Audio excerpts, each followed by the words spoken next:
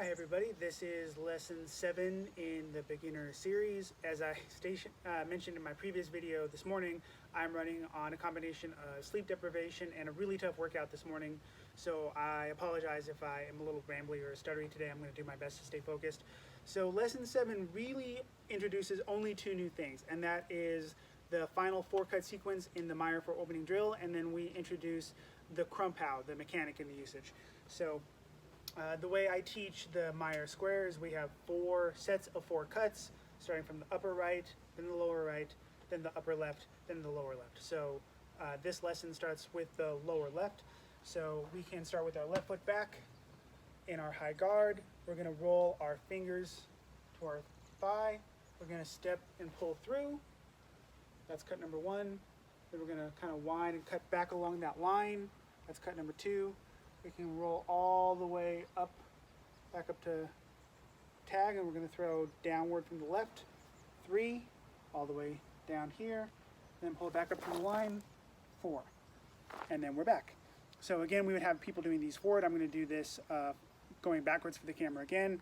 So we have the undercut from the left, we retrace that line, then we have the overcut from the left, then we retrace that line, and you come back. And so we'll just practice those 4 cuts going forward and back. Once students feel comfortable with all 4 sets of 4, we do them as a continuous flow drill. We'll also do them individually with certain applications, but that should get you through your 16 kind of cut flow. And then we put it all together and we'll work on some other stuff. Again, the only new thing that we're going to add today is the Krumpow. I do like starting from the crossed guard on this one, just so we can practice kind of the offline stepping windshield wiper. So if I am in my cross guard, my left foot is back, my hands are crossed in front of me, my points to the ground, I'm going to step and I'm going to use my false edge while I kind of spring to my left, and I'm going to reverse that motion. And so we will just practice. This is very similar to how we practiced the motion isolation with the Zwirch, but now we're going to practice with the Krump. And I just want people getting used to this not super intuitive motion where we're cutting across our body. Usually I'm using the thumb grip. You don't have to, but I find that's helpful, and it seems to help students with kind of confidence, structure, and edge alignment. And then once students start feeling comfortable with that, we'll start doing it from the high guard, both the over the head and then the kind of shoulder vom tag, and we'll talk about how to apply it. So if I'm in the shoulder vom tag, again, the pivot is incredibly important.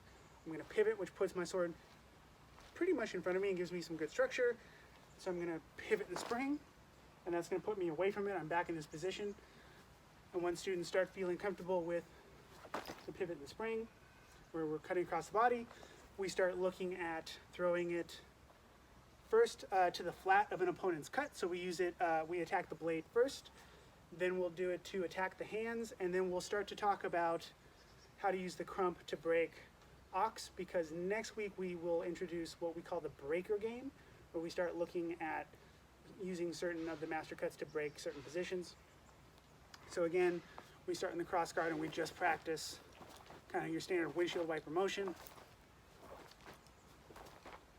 Then we will practice throwing it from vom tag. Then we will practice using it to break an Oberhau by hitting the blade, and then by stepping offline, hitting the hands, and then we will introduce the concept of using it to break ox. And then next week we'll put it all together when we start talking about the breaking of the 4 guards. Hopefully that made sense.